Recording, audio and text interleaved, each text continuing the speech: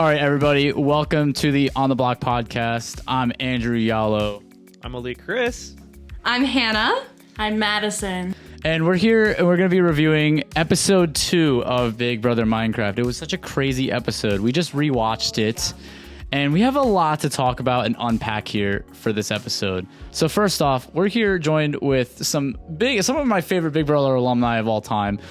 Madison was just on this most recent season. So Madison went through some hell, let's just say. Madison went through a crazy week, some drama, some stress. And it's only week one. Before we really unpack everything here, let's kind of go back and let's go to the beginning of this episode. So Aiden wins head of household. Maddie, you were there. Okay. How were you feeling in that moment? In the moment, I think I wasn't too worried because I feel like nobody really got the chance to really talk to anybody yet. So I wasn't too worried, but I didn't feel the most comfortable because I felt like I clicked with a lot of other people more than I did click with him. Okay. And so, Hannah, you were there on production, right? Oh, yeah. We were like, okay, this is an Aiden head of household. We have a straight white male as head of household. This is cool. It's like normal. I thought he was definitely going to go after Brian. That's his target. That makes the most sense. Like, Right. week one, get that safety in your hands, especially if you do plan to, like, try and gun for more challenges, especially later down the line. And first HOHs are always a target for, like, the rest of the season, no matter how far they go. So that made the most sense to do. Exactly. So, episode starting out immediately, and Brian is now looks like is going to get targeted, right? And so immediately right at the bat, the fans are like, "No, this is Brian. Like, what? Like, he didn't do anything to deserve it." What was your reaction about that? You might have to skip me on this one. I really did not care about Brian. Damn. And why is that? Why is that? There was a reason why, wasn't it? I mean, I don't know. He was just a nice guy. He was there, but yeah, if he goes, that's good for Aiden's game, right? Because we get to see him play with the safety power or whatever the bounty card. So I was okay if Brian went home, but I mean, for the most part, this cast has been pretty solid, I'd say. Just seeing the different personalities. And there was something in the first episode that you were screaming because we rewatched the first episode today earlier too, and you were screaming at the TV because Brian said something that kind of pissed you off. Yeah. And what was that? So Brian, he needs to, I think, do his research a little bit because he said, man, you see all these like straight white males, they're always the ones that are winning the game and no POCs have won the game. Brian, buddy, what do I look like to you? Chopped liver? No. Asian. So I won the game as an Asian. It's very possible for POCs to win. There you go. Awesome. So that was that. So yeah, Brian, it now looks like he's going to become Aiden's target. So it's stirring up a lot of stuff. We're like, whoa, this is crazy that Aiden's already going for this power. And now we're kind of seeing how the dynamics of the house are going. We see that Aiden and Liz kind of start making a friendship, and now Liz like knows half the house.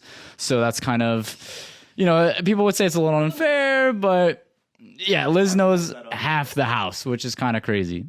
Yeah, anyway, so we go into that. Aiden's looking like he's telling everybody he's going to keep them safe, which is crazy. Literally every person. You don't do that the first week. I do think it's really interesting and stuff, especially when Aiden pulls the other two in the house, and I might not be remembering it correctly day of and stuff, but Aiden didn't seem to tell anybody what his plan was. He seemed to have kept it very close to his chest, and especially later on in the episode, I do think that happened to bite him in the ass.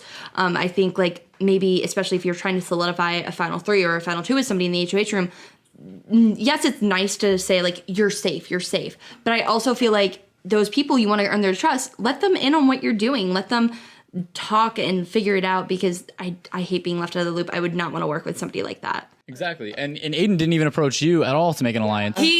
It wasn't even that he didn't approach me to make an alliance. It was the fact that I kept saying, hey, let's talk. I want to know what your plan is. I want to hear your side. And essentially things went down and he didn't give me a reason. Yeah. So. And I'll just even add, what I appreciate about just these first 2 episodes, it seems like the cast is very perceptive and willing to play. And it feels like to actually play a good social game in this season, you have to actually know how to read social cues. Because honestly, if we talk about like how it was in season 6, you could have said something like, oh, we just didn't have enough time to talk. People would have brushed that off and been like, okay, I'll take that as truth. But Maddie, you said, no, I'm going to call this out. Like, this is a bunch of bull right now. Well, I wasn't going to take it lightly because to me, you're talking to every single person. I mean, especially looking back at it now, you're talking to every single person saying, you're safe, you're safe, you're safe. But I'm not going to tell you what I'm doing. So you can't get mad when I do what I do. And I took it personally because I made the effort to talk to him. And why do you think he singled you out? Do you have any reason to like now look back on it? Do you think that he singled you out for any other reason? Do you want me to be honest? Yeah, be honest. The whole world is watching. Well, I'm going to be honest. I think it's because he was kind of prioritizing the guys over the girls. Okay. Ooh. I mean, it was kind of obvious. The gender games have begun. It wasn't. I didn't It even begun want before you even said anything. Right. And I didn't want it to be that way, like at all, which is why I wanted to be open with him. So I want to get into this whole Beans and Popoli situation we got going on here. So obviously we did touch up on it in the first episode, but now we're kind of getting into the strategy talks. We're getting into see how everyone's getting to play the game. So we get into this conversation. It's Beans, Popoli, Bimo, Heather, and Brian in the fire room, and they're all talking. They're all playing music, jumping around, and then all of a sudden, Beans and Popoli make it really uncomfortable for everybody when they say that they're going to wrestle with their clothes off in front of everybody. So at that moment, they're already creating a huge target on their backs. No, why isn't Aiden going after them? That's an easy option, making everyone uncomfortable. Even Heather said, like, I didn't sign up for this shit. Yeah. What's going on here? I honestly don't know. I don't know how they're as under the radar as they are. I'm not sure if it's because of the fact that they started this entire like Exes situation and now they're kind of being a little bit like, oh, like maybe we should work together. But I also just don't think Aiden prioritized the people who maybe witnessed that. Like Jake and TJ, especially during this first week, I don't think they've had a conversation with Popoli. I don't think they've had a conversation with Beans. So I think they just got lucky and their relationship is going a lot more under the radar than it should be. With that too, I think I wasn't there for that conversation, so I obviously wasn't rubbed the wrong way by it. I was initially rubbed the wrong way about it immediately, right when he introduced himself and told everyone that his ex-girlfriend was playing, and I feel like if it wasn't just me, it was everyone else as well who like took a mental note of that. Yeah. You don't go into a game and be like, hey, I know this person outside, and basically say we're working together in front of every single person. Which is wild because you're already coming into this game and this whole community of people that apply to these shows, like a lot of them could potentially know each other. It's always something that you got to kind of take into account. Like this is a community of people that have been applying to these shows for a very long time. And so now you have someone that's just right out in the open saying like, hey, I know this person. And it's kind of crazy that like it feels threatening. It is threatening. It feels threatening because even for me, even someone that like also feels like I know a lot of people when I walk into these games, any reason to just say, oh, they know each other, you magnify that a ton and then just say it might not even be like that serious of a relationship, but it's something for you to say, get them out. Yeah, it's an easy target, especially this early on into the week and stuff. And if I were them, I would definitely play it more like how in season 6, Peyton and Max knew each other. Peyton and Max weren't the best of friends, but they pulled each other off to the side and kind of were like, okay, let's like work together, or like what is happening here, and trying to keep each other in check. And for the longest time, we didn't even know they knew each other. Yeah. I think that's definitely the way to go about it, not making this storyline everybody else's business. Kind of like what Liz is doing, right? Because like she's not making it very public, and like she's saying, yeah, let's do final twos. Like she has one with Ivy, right? Yeah, her and Ivy made a final two, which is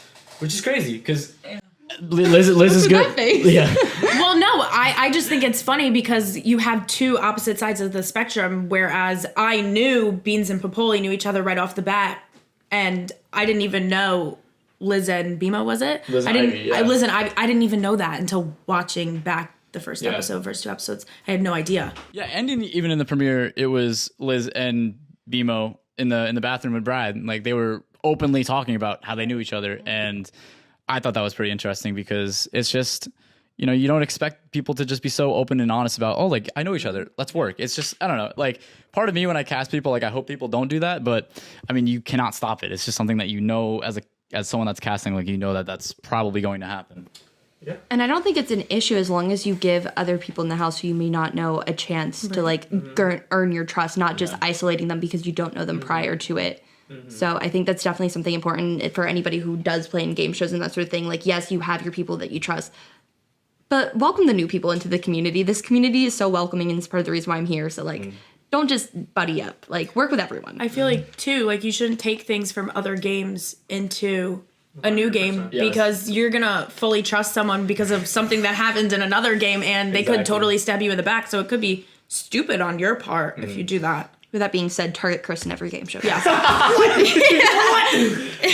He won 7-0. He has one of the best games in the series. Oh no, yeah. A big threat, big threat. I want to dive deep into some of Popoli's strategy, because honestly, we were even just rewatching these episodes, and Popoli has some of the most interesting strategy that we haven't really seen in a while. I mean, he's going around and he's lying about who his target is. And he's sticking with the lie to everybody. Really That's what smart. you should do. You should do. You should always be sticking to your lies. You should not be mixing them up, because if people cross-check, you look like an idiot, you know? It's gonna come back to you. Smooth in the long term. Smooth, I hate you. Yeah. Love you, Smooth. Yeah. But he chose to tell everybody that TJ was his target. And then he goes up to Beans, tells Beans first, and Beans is his real target. So Popoli, and it's just a great storyline. We did not plan that. That was just pure fate. And you know what I'll say? I think it's a good thing that he's lying about his target being TJ, because let's say the target does go on Beans later down the line. He could just say, oh, well, I always wanted Beans out anyway because we were exes. That's always an easy alibi. So why would you say my target is Beans when you could say my target is someone else? That means everybody else could, you have the choice of saying my target is either of two. So people will never know what your cards truly are, because you could say at any point my target is Beans, my target is TJ. Exactly. Also, he played it off really well, especially going to TJ afterwards, kind of similar to what Maxim did to Maddie and stuff, Right. just kind of being like, hey, you are my target.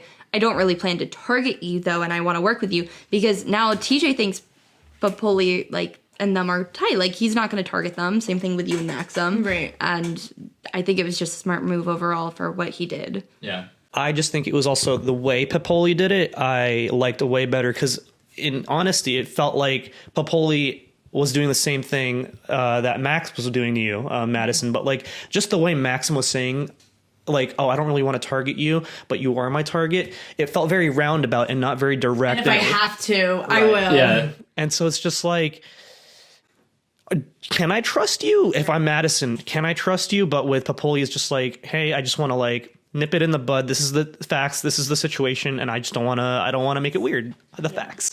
And I want to touch up on that. So Maxim approached you in the bathroom, kicked everybody else out of the room, which kind of created a target on Maxim's back in that respect. Because I feel like also you. mine. and yours too. I was very uncomfortable with that at first. Yeah.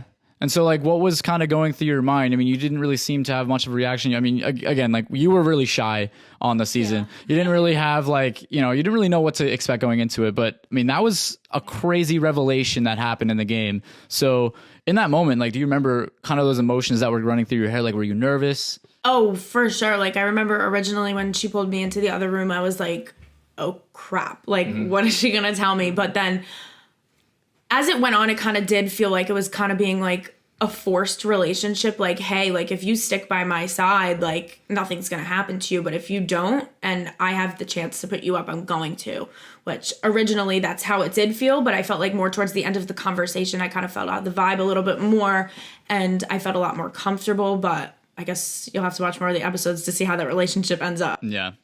I want to kind of touch up on this whole guys versus girls dynamic in the house, because it started up in episode 1, but now we kind of see it evolving in episode 2. We have the dolls, which is, it's kind of like an unspoken alliance. It's not really like a solid alliance with a certain amount of people. It's just kind of like the girls and the gays have a respect towards one another, that they want to keep each other safe. They right? also have a common goal of trying to get somebody to diversify the winner pool and like having a female win, because a female's never won the show before. So Exactly. Yeah. kind of trying to solidify that happens this season potentially. Personally, I feel like I didn't mind it too much because I was like, okay, well, that'll benefit me because I'm a woman and they'll want to keep me around for longer. But like, I'm not like that. Like, I don't really care. I wanted like the best person, the best suitor to win. You know what I mean? But you're also then kind of forced to work with them. And like, I kind of think back to like season 7. Yes, there was a big pool of us females and stuff, but I didn't feel like Holly and Ella spoke to me a lot. I didn't feel like they were good at winning comps and keeping me safe and stuff. And thankfully this season, I feel like the women that are playing this season are super strong in several different areas. Like we have some people who are physical compies like BMO so far. And then you have the more social ones like Liz and Ivy going after it. And then you just have like fun people like Beans and Maxim and all that. And me. And then on the other token, we have this new growing alliance with Aiden, TJ, and Jake. And so now you have a bunch of these guys wanting to stick together. So it's just these two sides are forming. It's an unspoken thing, but now you can see that it's kind of creating some tension in the house. So you have this guys alliance forming, you have this girls alliance forming, and like tensions are rising. And now they kind of all agreed to keep each other safe. And it's strange because now Aiden is still, again, like we said, he's keeping a lot of people safe. He's making a lot of promises to people about keeping them safe, and it's kind of scary. I mean, it kind of reminds you of Frenchie from Big Brother 23. That's what you said during the episode too. I think when we were watching. It almost feels like, are you saying you're safe to too many people? Because the problem with Frenchie was he said it to too many people, and then he ran out of targets by the time he had to Renom, right? Mm-hmm. So it's just like, you are putting yourself in a box. So in a weird way, it feels like Aiden is saying too much, but not enough at all. Like everything he's saying doesn't feel with substance. And so it's just like, yeah, like you said, Hannah, it's very hard to trust someone that's not giving you what you want to hear. Mm-hmm. There's a certain art to it, and I don't think he's perfected it. I also don't think he was smart. I don't think he gathered info. All the conversations that were shown in the episode, at least, were very along the lines of like, I want to keep you safe. I want to like work with you long term. Okay, so I have 2 noms in mind, and everybody was kind of iffy on giving him information and kind of like, I don't know, I feel like it's too early to call or anything. Like he wasn't doing any smart things, like trying to figure out who maybe people's targets were, and trying to use that to maybe create some tension between people. Right. So I don't think, yes, he did a lot with the situation. Like we'll talk about probably in a second. He had a lot of power this first week. I just don't think he used it in a way to develop his position in the house long term. Not at all. And it's wild because, sorry, what were you going to say? No, it's okay. Yeah. I'm sorry, Aiden, but I'm not really sorry. Your strategy was just not to have strategy at all. And there was none there. Like, I'm going to be honest. There was 0. And maybe it will benefit you in the first week saying, hey, you're safe, hey, you're safe, hey, you're safe. And then all those people being safe the first week. But when you're promising... when I kept you safe. Yeah, when you're promising these people these safety and... like when you go further on into the game and they're going to say, well, you promised me safety and now I'm not safe. You can't keep 10 people safe all the time. So it's going to bite you in the ass. Yeah. I want to touch up on sort of Aiden's strategy going into this again. Like he brought up Ray and Beans into the HOH room. Was trying to... What a weird group. It is a weird group. Still not me. I didn't go up there yet. Still not Madison. Madison has yet to speak to Aiden, but Aiden brings Beans and Ray into the HOH room and throws out 2 names that he potentially was thinking of nominating, one of them being Brad, one of them being Brian. Now, Brian is Aiden's target. So initially, again, going into this week, Aiden's plan was to get Brian out. Mm-hmm. But then what happens? Beans was like, no, not Brian. Like... Yes, it's fine. Yeah. No, I wanted to make sure it wasn't like dying. No, it's good. Yeah. So, what was it? Beans is saying no, like it's not Brian. He's a nice guy. He's social.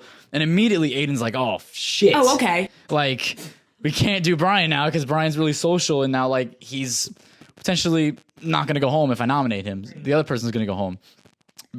He has to think of a new person. That person being Madison. I don't know why that enticed him so much either at first because he said his target was Brad. So if you really want to target Brad, wouldn't you want to put someone up next to him? Oh, I'm putting it Brian. Like, you just seem to have a lot of connections so far in the house, so you're the pawn. Who was likable and who was social. And if you really wanted Brad to go home, why wouldn't you put someone like that up to ensure that the person you wanted to go home would go home? And if the pawn goes home, it still benefits you. Exactly. Like, the pawn always goes home, but like it actually like would have helped Aiden this time instead of how it normally does in seasons. Yeah. So I wanna go to you, Madison, because you were on the season. Now, if you were to had somehow won this head of household competition, because I think you went on record saying that you threw the first head of household. I did. So Madison, on record, guys, says that she threw the first head of household competition. I did. If you had won it, who were the two obvious targets that you would have, like, what would your nominations been?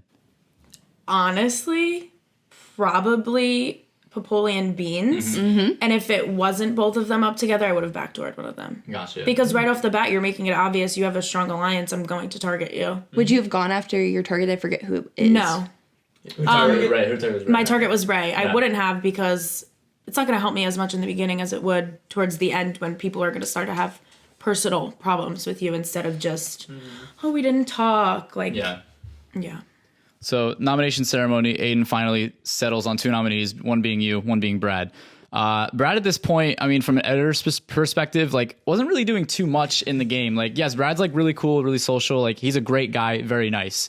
But like, wasn't really speaking up too much in conversations. He was kind of like Under the radar. being a wallflower, laying under the radar and not letting, he was like, kind of like letting other people speak, making themselves a bigger target. So, you know, I think people were probably a little bit surprised when Brad was nominated, especially you, because like you didn't really do much. You didn't even get to talk to Aiden. And I asked multiple times. She goes on the record. Yeah. So then now we're at the Power Veto competition. Now this Power Veto competition is very controversial because some messy shit happened, and you can probably guess what happens here. All right. Madison, do you want to speak on this? I don't know if you want me to speak on this, if I'm going to be honest. I don't know if you really How about want you me to. clarify for like the viewers who maybe Yes. don't play in game shows and don't know the strategy behind what Aiden did? So part of what we didn't say during this competition was obviously this is a memory challenge. So you have to memorize the pattern in the ground and you have to rebuild it on top of a quartz table, right? So what Aiden did is that he kind of like went against the integrity of the game and took a screenshot of the pattern in the ground, which we never said you couldn't do, but like it's kind of obvious, like you shouldn't be doing that. The same thing as like when you're doing like a word puzzle and stuff, you don't Google the letters to figure out where they go in the game. Yeah, I wonder you don't unscramble the words. Yeah. That's crazy. I wonder who did that. You guys will find out about that. No. Yeah. You guys will find out about that in a future game show, not this one. But like it's just like integrity, and like Aiden is somebody who like in the community who has probably been here like as long as I have, and he's played in a lot of game shows. Like that's common knowledge. You know what? It's a double-edged sword, because even though you would think they have integrity, they also know how to game the shit out of that the best too. It's dirty. It's like- Except you would do, you know, if I were Aiden, I don't know if you can edit this out, but like You do it more subtly. yeah, you would do it more subtly. He just we watched it and he just did it all in one shot. I see everybody else doing 6 or 7 blocks, and I'm just sitting there like my face was just like, are you dumb? It's even like interesting because like in the like coming up in the Power of Veto and stuff, you notice it too. Everybody's running back and forward. He's sitting on the button for so long, and I was like waiting for that moment to come up in the episode. I was like, Aiden, you can stick up for yourself if you want, but we know. Yeah, I mean, this wasn't edited in the episode, obviously, but we did immediately after that competition. I pulled him in the DR and I was like, Aiden, like, you cheated, and we know that. If you didn't, you should join Mensa. Yeah, for real. Like, I don't know, you got a photographic memory, but like during the season, he swore, "No, I didn't do it." But like, man, we know. I mean, it was pretty obvious. Host to host, it just he did it so fast that it's no. And you may be asking, or people in the audience may be asking, like, well, why didn't you disqualify him? Why didn't you do anything? Well, because it was really tricky. Because at the time, it was just. We didn't really, I don't know. You didn't state it. So. We never really stated that it wasn't in the rules, because like to Aiden's defense, like you really could have done it. But in the future now, for me as a host, I'm going to tell the contestants, like, yeah, you don't use outside resources when you're playing a game It show. should be a given, but the fact that you didn't state it beforehand, you're kind of really stuck. Exactly.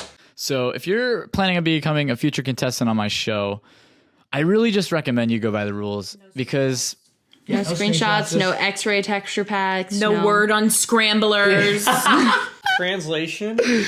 Translation.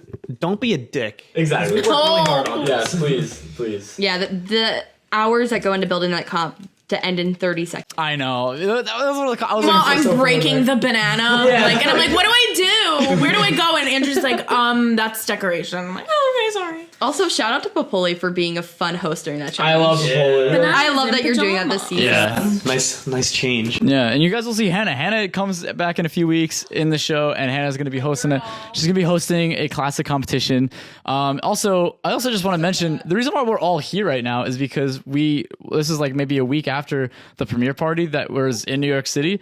So I don't know if content's probably not out yet from that event, but it was such a blast. It was Talk about it? we can if you for Oh my god. yeah. It was a real life. It was the first ever like community event that was put together. BBCon IRS. Yes. It was so fun. Like, okay, so for me, right, like, and you can also say too, like, we've done meetups with like smaller groups of people, our like core group of friends, not more than 10 people that I've done in the past for the last couple of years. But to see everyone all in one room, like 30 to 35 people showing up, and like some of these people you've never met before, but you've talked to them online, and to just kind of like pick up the conversation, because some of these people I haven't talked to in like 2-3 years. Yeah. And to just pick up the conversation and just talk about something that you're good. that we all genuinely enjoy. It's a different feeling, and to see everyone just like interact with each other, it really did feel like a community coming together. Yeah. And what did you guys think? It was so cool. It was so surreal. Like, it was kind of overwhelming as well. Like, I got to meet people I've known since starting off in the community. Like, I've known you like since day one in the community, and we've never met. Oh, okay. But it was so cool. Like, one of the first conversations I had, I walked up, I think it was Chris, Jaden, Popoli, I think, and it was just like, oh my gosh, like somebody I like just recently met, and then these old nostalgic like core, like we used to be in Discord calls for like 48 hours at a time, like, and here we are, and now you're going to Jacksonville. Not for me, but I'm giving you the heads up. Yes, I will say hi. Don't go to Myth. It was like a little different for me though too, because I know everybody was coming in like knowing these people for 3-4 years at a time, and I've only known people for like 8 or 9 months, so it was kind of like some people I didn't even know at all. So it was a little like, oh, like I'm meeting a lot of new people. But it was nice because you could bond with these people over things that you were involved with. But also now that you're in person and in real life, you're bonding with them over real life things, and you're not looking at a screen anymore. Yeah. And you know what? It was really easy to just make friends with people that you haven't talked to. Cause like me and Madison, I had no idea who you were. No. I mean, like, and then just something as simple as just like cracking a joke while we're taking a picture together, and then like just saying really stupid things, and then Madison cracking up. Now you're at my house, right? And now it's just like we just clicked, you know. And it's just like it was just cool to like have a lot of those moments with just even the newer people, and that's what I mean. Where it really felt like a community. Yeah. It also was so cool because Madison's here from season 8. We also had Popoli here and TJ, and just the celebration for them every time they came on the screen. The 30 plus people cheering for TJ was awesome. when he was in the intro. Everybody freaking out when they found out Popoli had beans as a target. Like, that was so cool to see in person. Yeah. Like, seeing your reaction to this episode, just so cool. And that's something you don't get to do. Like, you sit in a Discord call maybe, or like you see the live chat, but like genuine face reactions and looking around the room and seeing everybody get out of their chair screaming, so cool. Well, filming it, I would have never in a million years thought that I would be sitting in a room with 35 people that have been on previous shows or other shows or who your watched most the show. Embarrassing moments seen live. Because if I knew that, maybe I would have acted a little different. But I'm glad I didn't, because I did what I wanted to do. Yeah, you're just being your genuine self in the show, and I mean, like, it just shows. I mean, it kind of gives you a sense of like, that's what makes it more immersive, right? Because like you go on these reality shows in real life and millions of people are watching you. Now, this may have, the party and the event may have only been, a few dozen people, but you're also, it's kind of makes it more real that, oh, wait, I'm being watched and judged by like thousands of people across this community. And it's kind of crazy. And then you're seeing it firsthand, like, wow, these people are like watching this and reacting, and they're rooting for me. Not only that, they're watching and judging you, but instead of them watching, judging you from their own homes, they're sitting right next to you. Yeah. Right next to you on the couch. Which is crazy, but it just all makes it all more fun. Were you judging me? Oh, yeah. Oh, okay. Anyways. I was judging you week 1. Like, I went into the DR with her, like, afterwards, and she's, like, filming her confessionals for the week, and I'm like, Maddie, I love you so much. I love you. You're doing that. Great. No, I'm just kidding. No, literally, that's all we she did. about. She did, and we, like, bonded, like, right off the bat. She was like, I love you, and I was like, I think I love you, too. And now she's letting me stay at her house way past Now when we've I been should best be here. friends. The event was such a fun time. I mean, like we all had a blast. 10 out of 10 would do again. Yeah, I would do it again too. I mean, like guys, if you want to come to an event, if you want me to host another one, we'll make it even bigger. It'll be so fun. So if you guys would like us to do it, just let us know in the comments. Write me a comment or something. Smash that like button. And subscribe. And subscribe. Which also, if you guys want us to answer questions, because like in the next podcast episode, I'll most likely be doing it with Jaden and Smooth again, talking about the third episode. So write us some questions, write me some questions. I'll answer them on the podcast. I'm pretty sure I'll pull up some that you guys already left from the most previous one. I'll answer them at the end of the podcast. So stick around for that. But let's get back into like the strategy and what's going on in the game right now. So then right after the veto competition, we have Aiden and Brad immediately talking in the HOH room. Madison is still yet to talk to Aiden, right? Madison, you're not trying hard enough, dude. Yeah. I mean, like the 30,000 messages wasn't enough. Apparently, You got to reach out to the first HOH. You definitely don't want to not have a conversation with the first HOH. Well, that's kind of his fault. So, and honestly, it puts a target on his back. I'm gaslighting Maddie. For me, at least. And yeah, shut up. And to me, when you do that kind of stuff and you put me on the block, I'm gonna make sure that everyone knows that. Yeah. Also, I just want to say, like, Aiden, we were shading you a lot, but I'm sorry, bro. Like, I still love you, but I don't like the way you play. Sure. Yeah, Aiden, like, we love you, man. I love you. I love you. Anyway, yeah. So Brad is like pulling out his inner Dan Giesling here, right? And he is misting Aiden, and somehow convinces Aiden to use the power veto on him, and they make an alliance, which is like really strange because, I mean, Brad's gonna do whatever he can to save his own ass, but Aiden, for some reason, really wants to work with Brad, and he changes his mind.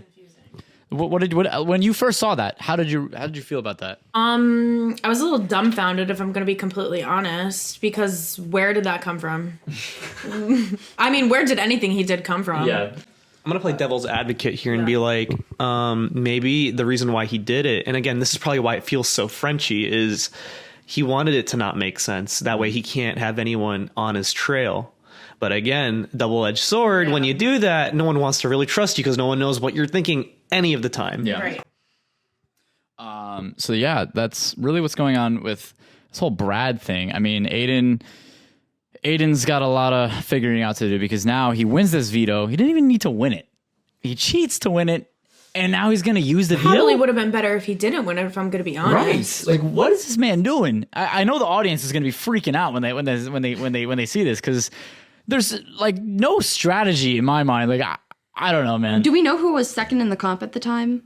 I think it may have been like Ivy or something like that. No one was anywhere close. So it wasn't to one him. of the nominees. No, I don't think anybody was definitely not even Madison. halfway done. Usually when you're HOH and you win the veto, you don't play the veto because you don't want to put another target. Exactly. Want to keep your noms safe so you don't have it's to only two throw out more targets. names. Not only a veto and a HOH, the very first, so nobody has any reason to target anyone yet, and you're Except putting yourself your out there now. compies.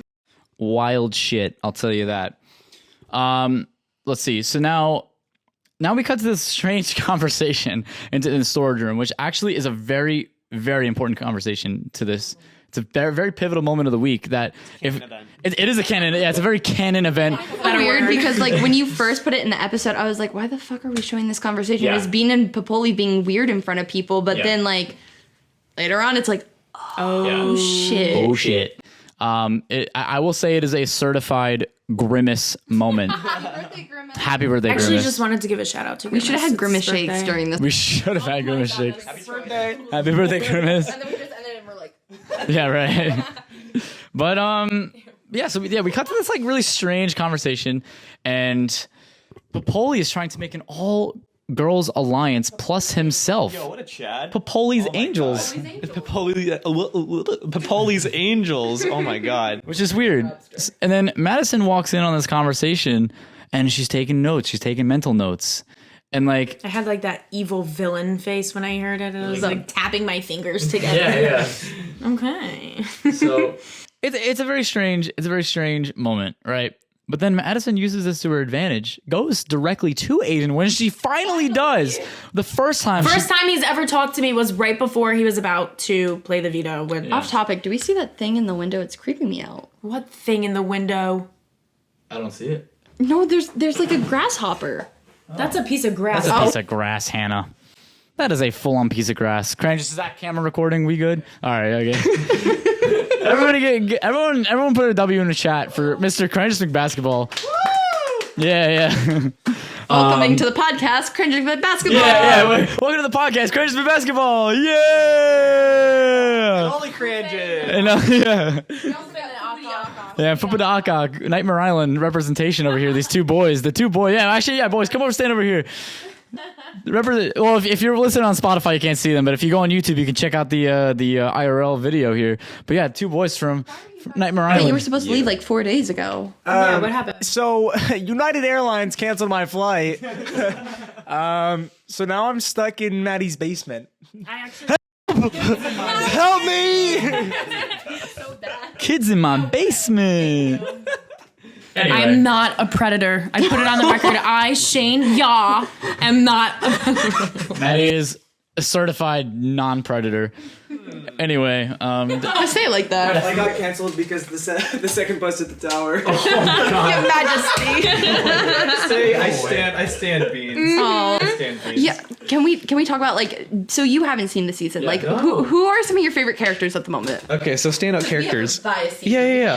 So, first one that stood out to me, and he was at the party too, was TJ, because TJ for me is who I wanted to be more of on season 6. Be more of a prick in the DR, right? Be more of like, yeah, man, like have that sarcastic, just kind of like in there, just like I wanted to, you know, make people kind of feel bad when they like watch it back, but in like a funny way, right? So he did that, right? And like even that energy that he exuded at the party, I was just like, you're a cool guy to be around, you know? It was literally two different people. Like, I'm sorry, TJ, but when I first met you, I did not think you were going to be as nice as you were. Oh, you were so nice at the party. You were so nice. we love you, TJ. Yeah. So yeah, TJ, and to me, he just seems like he's gonna be. I hope he's gonna be a fun villain to root for, because there's some villains that like they don't have the swagger, if you will, right? But I think he will be able to win over some people that like maybe not like villains as much. Yeah. My other, I'd say, standouts, right? Popoli. Popoli and Beans. Popoli, I just like the way he's playing the game, because he's sticking to his lie. He's sticking to his lie of saying TJ is his target, while leaving that door open to, you know, get Beans voted out and get that bounty. What's it called? The bounty card. The bounty card for himself.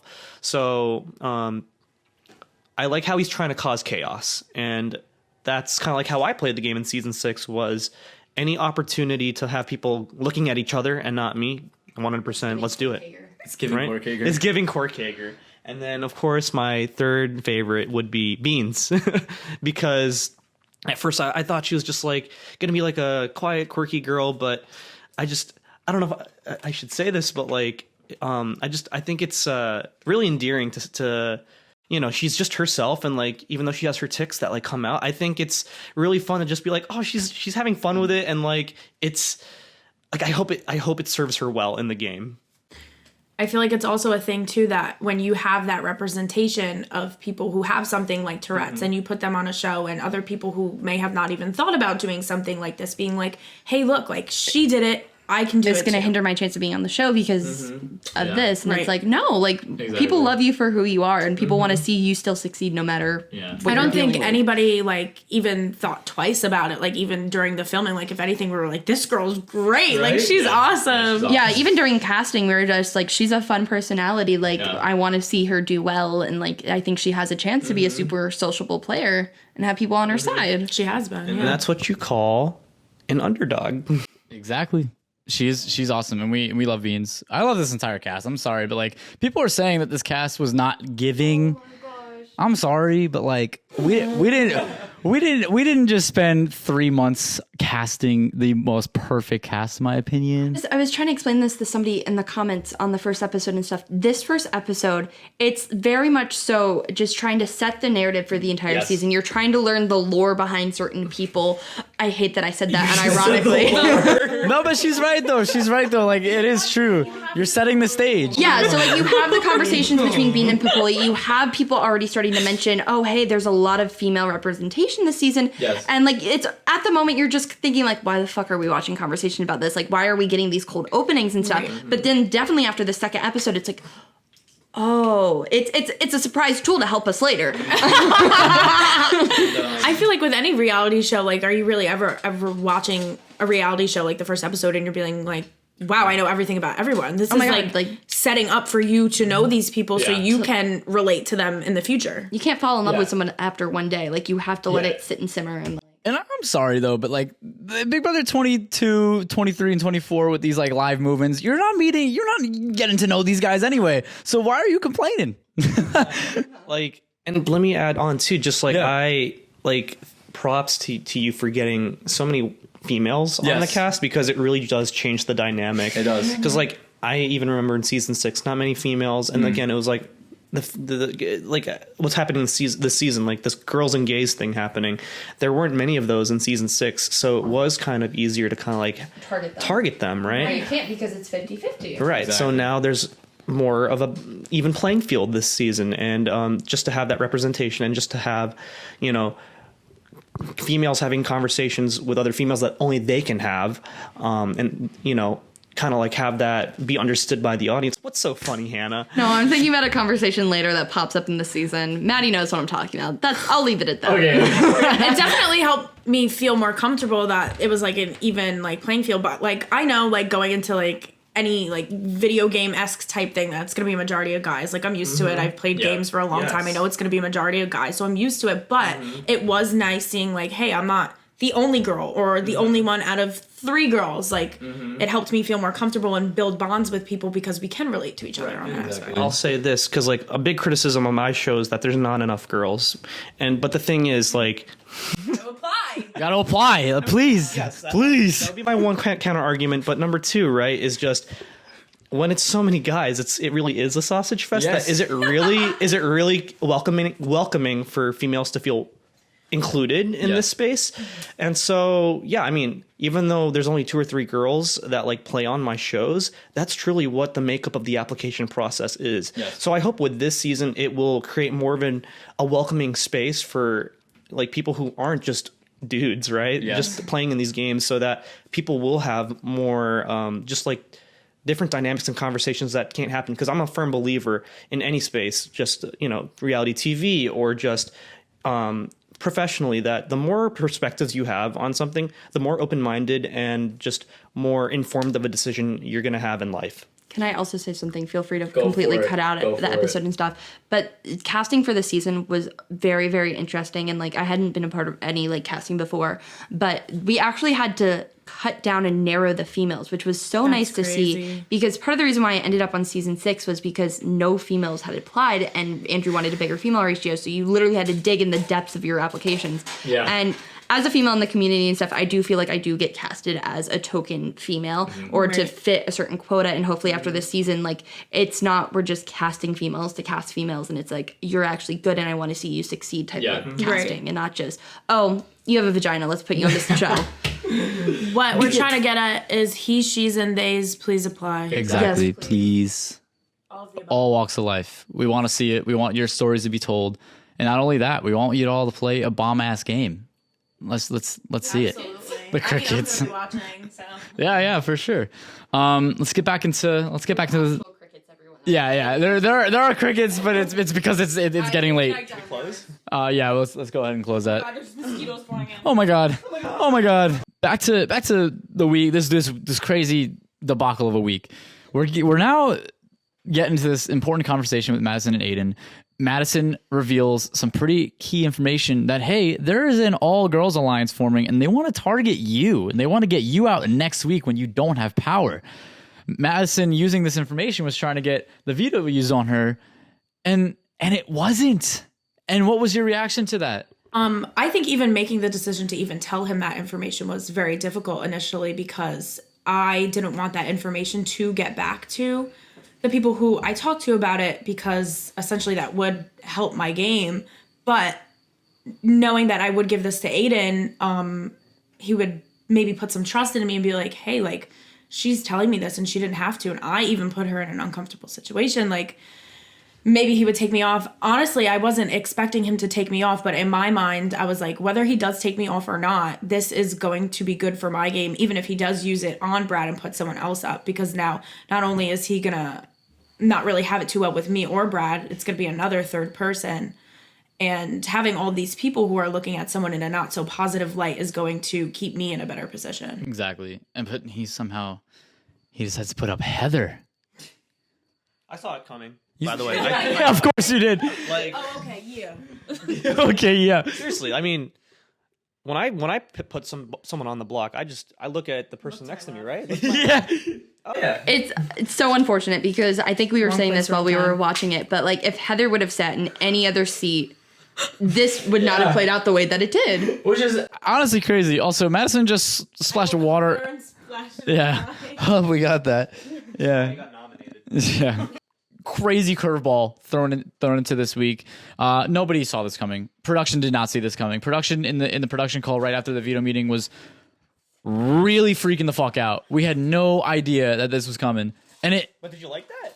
And I mean, no, I didn't. I didn't. Edit that, like. That's why the reason why the edit was the way it was edited, right? Where Heather was not in really any part of the episode How it was. because that's how it was, and that's how out of left field it was. It was not in our peripheral vision of this happening. We had no inkling that this was going to happen, and it did. And we had no idea what the fuck was going to I happen. really thought it was going to be a Beans or Popoli going up, and especially if Yes. you wanted to push this like female thing, you replaced. Popoli did it, right? Yeah, Yes. that was the two names she mentioned in the room. That should have been the two people we were could've been targeting. either. Heather? I mean, essentially, it did work in my favor because I was trying to cause like a mass hysteria, and it worked. Yeah. So, Oh yeah. Afterwards, everyone's like, oh my god! And I think the beauty and the irony. I think the beauty and the irony of all this too is you had only one opportunity to get that right and to really cause that chaos, and you did it, and you did it very boldly. Meanwhile, and you had it with intention, and you let Aiden know this is what I'm doing. Meanwhile, Aiden has all the opportunity in the world to tell people what he's doing, but he's so close to the chest and not saying anything, and is being what's the word? Just so. I don't know if passive is the right word, but like No, I think it is. and I don't know. You make the decision yourself, audience. Who do you think is playing the better game at this point? I would like to know as well. comment down below. With me too, I felt like I had to be very assertive because the whole week he only spoke to me once. So I said, this is my one time because he's likely not going to speak to me again because he made zero effort to talk to me. Yeah. I have to be assertive and I have to be convincing. So I have to make sure to do something good because if not, then I'm screwed. I also think your timing was like impeccable. Like I know Yes. you had nothing to do with it, but that was genuinely the last conversation before heading into the veto competition. So that is We the went last right thing on his away. mind. He's panicking now. He's like, "Oh my god, the women are coming after me. The women are coming after me. What am I gonna do?" And like I'm going to look to my left and look to pick my the left. first woman he sitting next to didn't. me. He didn't have time to talk it through. He didn't have time to pull Popoli and Beans in the No. room and be like, "Hey, is this true?" Maddie came to me to paint you as a target or anything like that. Like he had no time to Zero. communicate that. And part of Big Brother game shows is like Yeah. Which was kinda part of acting the on reason impulsivity. why I did say it when I did. Because Yeah. maybe if it was early on, I wouldn't have said that because he would have time to be like, is this And to true? trust- Which also you could have just been bold-faced lying to him. Oh yeah. Like you could have really said anything. The fact that I mean, kudos to you for doing that and causing a lot of chaos in the house. It was great to watch. But now there's a lot of mass hysteria going around. Heather's going around. Madison's going around, and the whole house is just really confused as to what's going on. And at this moment, people are kind of putting it in their heads like, wait, there's a target twist happening. Maybe Heather is Aiden's target. That's why he backdoored someone, and that's why he used the veto, even though he was the HOH. Exactly. And He wanted to backdoor the target.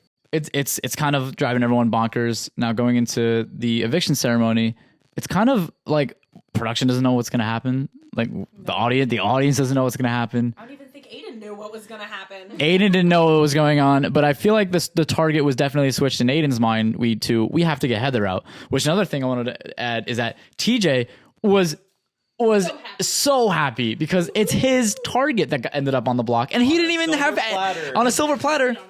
And he didn't have anything to do with it. Yeah, he didn't have to tell anybody. He wasn't like, hey, Aiden, like, since we're in this alliance, can you go and put my target up on the block for me? No. Like, it was just, she sat to the left. I'm glad things did end up the way they did, but me personally, if I was TJ, I would not have voted out Heather that early.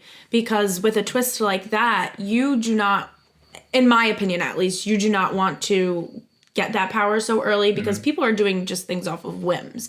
When moving on, people are going to have real reasons to target you, and I feel like that's when you want to have that power. So if I were him, I would have voted me out, but...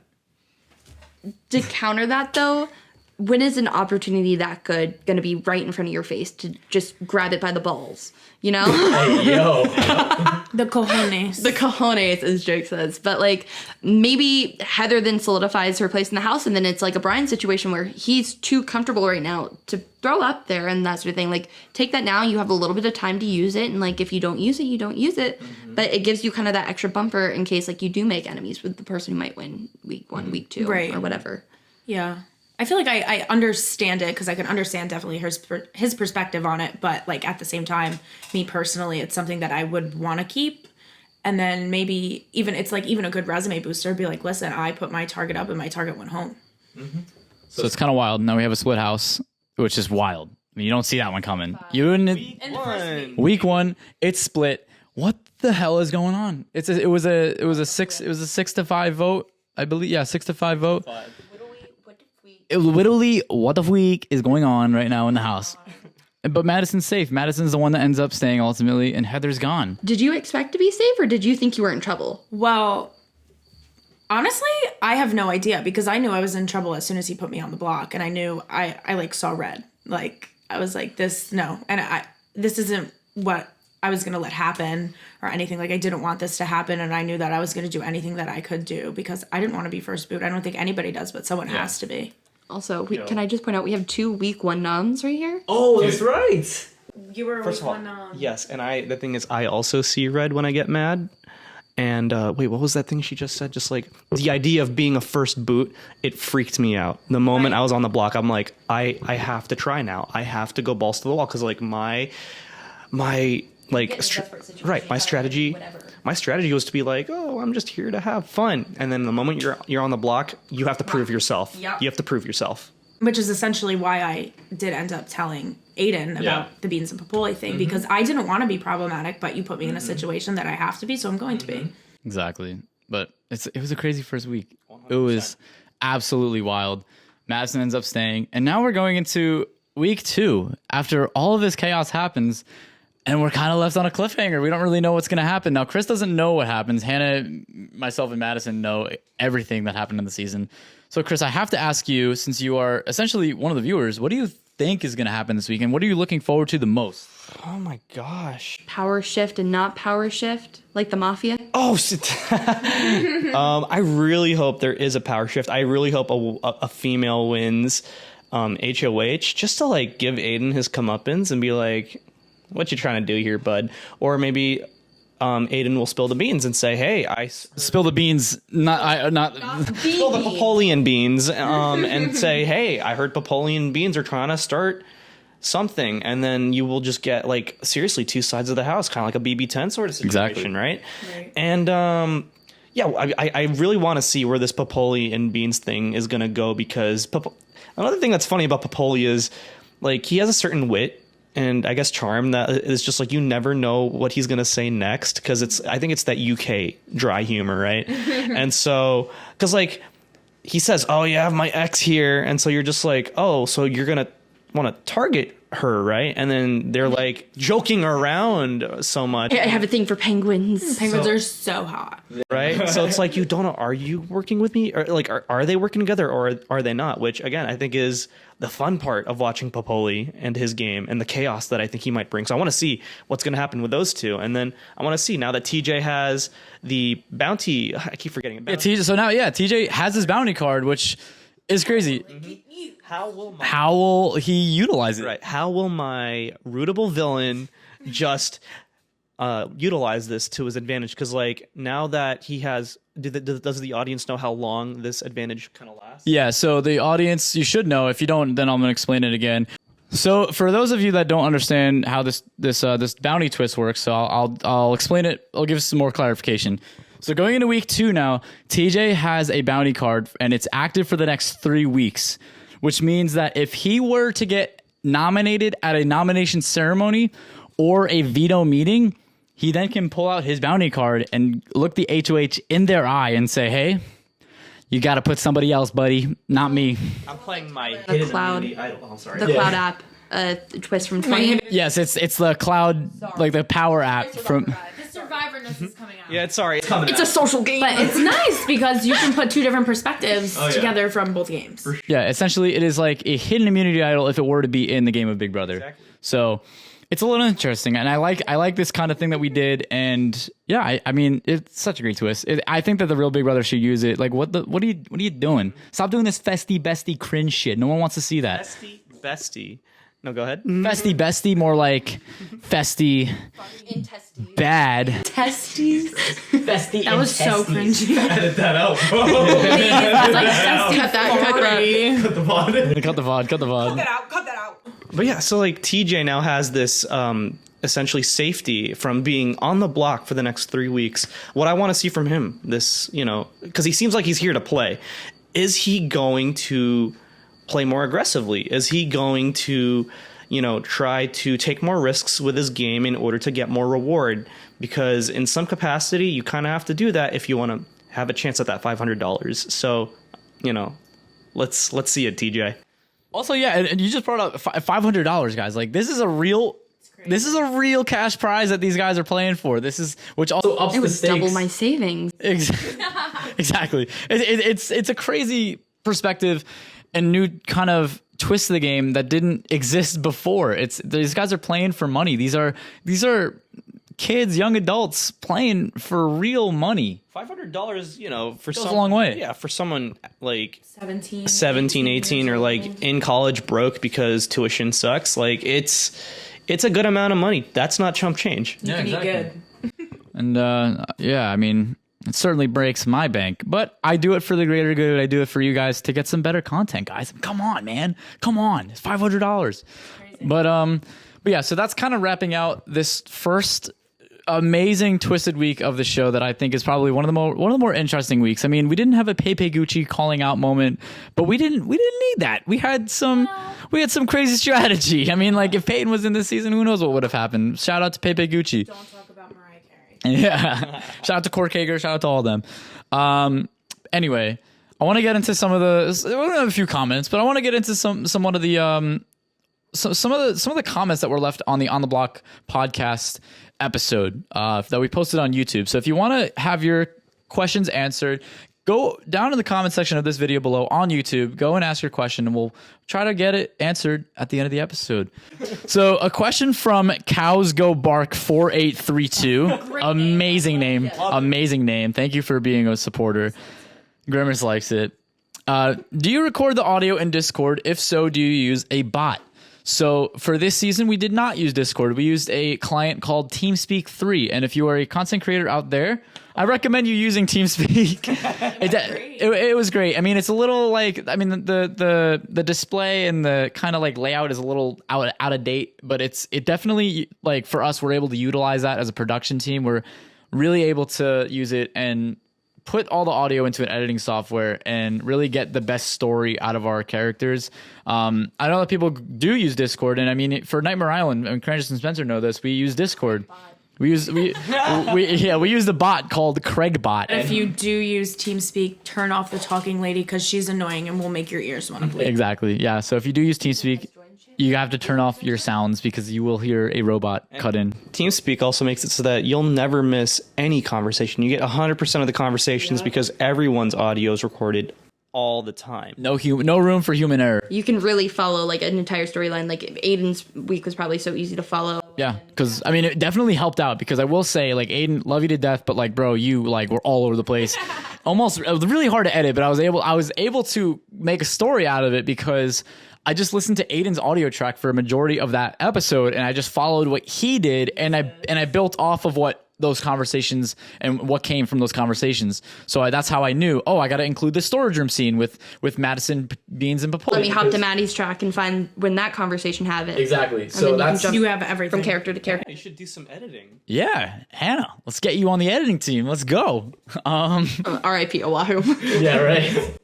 But yeah, so that's why we use TeamSpeak, and I know it's not really everyone's favorite, but like, or I don't think it's going anywhere for my shows. I think we're gonna probably be using it for the future of my stuff. Let's see. This is a comment left by Gunther Stewart 8941. Also another 4-number name. Yeah. It says, I think the body acting is a great thing to do. I don't care if it's fabricated because it just makes for a better viewing experience. Yeah, exactly. I mean, like we have to do it. Like it's something that has to be done because I'm not going to just show you a blank screen with audio playing. Like it's something that has to be done. And as a viewer, like you kind of forget that some of it's body acting, some of it's for replay mod, but like it's a necessity that needs to be done. I also think it's then easier to follow. Like I remember watching like season 4 into your show, and you use a lot of the like live footage and stuff, but you had the people running around the room, and it was kind of hard to match faces to voices or Minecraft skins to voices and that sort of thing. And you can really see like, okay, this person joins at this particular part. Oh, I see now how that like affects somebody's game and that sort of thing. So I do think like it is 100% necessary. Like sometimes you do get a couple cringy moments here and there with the the not. I don't know what right. you're talking about. I don't know what you're talking about. Yeah. But Looking back too, like even being on the season and looking at some conversations, Andrew would be like, "Oh, that was body acting." I'm like, "Oh, I don't know." You don't even Like know. I don't even know that was there. So it also helped this cast stayed in the rooms that they were. Oh, I know. God bless this cast, man. That's why I love this cast so much, because they actually listened to me and they stayed in the rooms with each other while they talked, which is why, like Madison just said, like looking back on it, you didn't know if it was body acted or not, because we were able to go into replay mod and essentially like if this is a body acted scene, I tried to recreate it best from what I remember where these guys were in the room at the time. So that's why it was done the way it was. But real quick, last comment that we're going to kind of bring up here from Moist Bird 7618. Another name. Well, why does Smooth have a Smooth Mister 9675? That's a little weird there. I guess a lot of these guys have numbers. 9674 Smooth Misters, that's why. But Moist Bird says, what's this schedule gonna look like for the episodes this season? And that's a great question. If you haven't known already, I have the first 7 episodes edited. So at least for the first 7 episodes, they will be out for every Friday. I'm sorry, no, not every Friday. Every Saturday at 7 p.m. Eastern time. Oh! Damn. Oh, Pink Tape drops tonight, guys. Oh, wait, well, this is Saturday. It's already out. It's already out for you guys. Anyway, yeah, so the episodes will be out every Saturday night at 7 p.m. Eastern time. So it gives you something to look forward to this summer while we wait for the real Big Brother to start, because the writer's strike. Yeah, summer's starting in September or August 2nd now, so it's kind of crazy. Oh, that's my brother's birthday. Yeah. Shout out to Steve Yalo. Shout out to Heather. Love you, Mom. Aw. That's the moment when I won the Power of Veto, guys. Like, I was gonna say, I had a feeling I knew where that was going. Anyway. I think that's really what. Do you guys have any closing kind of remarks on doing this podcast? I thank you for having me. I really did enjoy it, and I hope maybe in the future I could come back and touch on more things. And yeah, it was nice, especially since we're stuck here for however long we are. Okay. It's like a little quarantine. It's like a little cool quarantine moment. Everybody's flight for the premiere party got canceled, and so I was supposed to leave Tuesday, and now I'm staying an extra 5 days. And now it's Thursday. Yeah. Yeah. So. yeah, thank you, Andrew, for Are all from here, but thank you, Andrew, for just letting me be on the podcast. Of course, man. Just never would have thought that like just being on your show and then getting to just hang out with you and just do all this stuff in real life and then to hop on your podcast, give a little bit of my takes. It's been a fun time. Also, fun shout time. out to your icy bling. Oh yeah, Chris's icy bling. Look at that. It looks like your Minecraft character. It does. Why I put it on? Oh, look at that. The red eyes and everything. I don't think you can see it if you're on Spotify. Yeah, if the camera can zoom in, it's a wolf with red eyes because my Minecraft character is a wolf. I think with red eyes. He doesn't know. We're gonna keep the mystery alive. Yeah. 2 more things I would like to say. Vote for me for fan favorite, and I love you, Robster, and I love your dad's ribs. Oh yes, nice little Robster shout out. Shout out to Robster and his dad's ribs that are inside his body. Of his body. All right. One more thing. Yeah. You can edit this out. Andrew, I feel like you're forgetting one more thing. One more segment, right? And that's why you suck. Yeah. Let's get. Why does Andrew suck? Why is it, Chris? I don't know, dude. Like, Lee Chris is canceled. The Chris is canceled. I don't know. Like, Andrew won't. I don't know where I'm going. That's it. There's no reason. You're so good at posting, and then you just quit posting for months on end Oh yeah. with no explanation. Uh-oh, where does Andrew go? I work on a show. He's been hanging out with Grimace.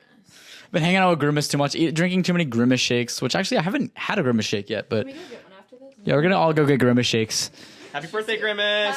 Yeah. I want to give a quick little shout out to Crengus Basketball, Spencer Hogan, for helping us set up for this podcast. The next podcast. Camera right there. Yeah, that's Spencer's camera. But yeah, so the next podcast we're gonna do, catch it next Sunday, where it's gonna be back on Minecraft. We're going virtual again. Unless these guys stay for like another week. Before you know it, we'll be watching Oppenheimer and Barbie together. So. Oh yeah. What the fuck that's is gonna date this Oppenheimer? Like, I have not heard any marketing for that movie. Oppenheimer? Yeah. Christopher Nolan? You've been living under a rock, Hannah. I only care about the Oppenheimer's Barbie gonna movie. bomb the Were Barbie. you not just in Times Square? Did you not look up? No, I was too busy looking at the Barbie poster. Didn't see that. July My eyes 27th. stay up here. Okay. Anyway, guys. We're going to wrap this podcast up. Appreciate y'all for listening. Tune in next week. We got some awesome content for you guys. And yeah, expect the unexpected. No. I'll see you in the future. Barbie's feet. Oh, oh fuck. I think that's a good place to end it. Go play Zen. Oh my God, you're Barbie's feet.